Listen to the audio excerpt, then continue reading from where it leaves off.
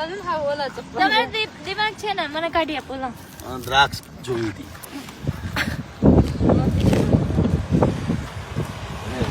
અહીંયા દ્રાક્ષ જોવા ગયા હતા આ લોકો કે ભાઈ દ્રાક્ષ જોઈ.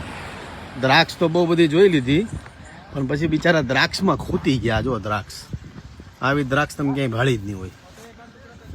દ્રાક્ષ જ્યાં જો ને દ્રાક્ષ.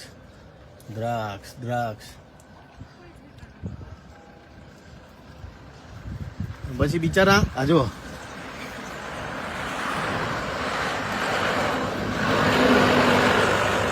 ત્રેવડ ન હોય તો નો કરતા હોતો.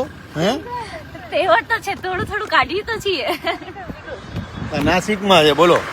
નાસિકમાં દ્રાક્ષ જોવા માટે ખાસ આવ્યા હતા અમે. અને હું ઓર્ગેનિકમાં વધારે બિલીવ કરું છું, તો વિચારતો હતો કે ભાઈ ગુજરાતની જમીનમાં દ્રાક્ષ કેમ નથી થતી અને નાસિક કે મહારાષ્ટ્રની જમીનમાં દ્રાક્ષ કેમ થાય છે. તો આ જુઓ તમે.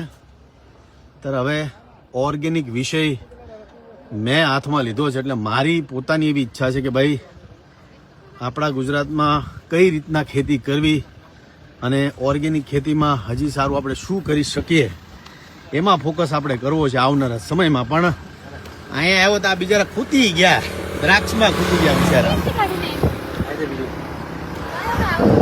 હાલો, પણ બસ આવું ને આવું તમને બતાવતો રહીશ. જય માતાજી, જય ખેડૂત.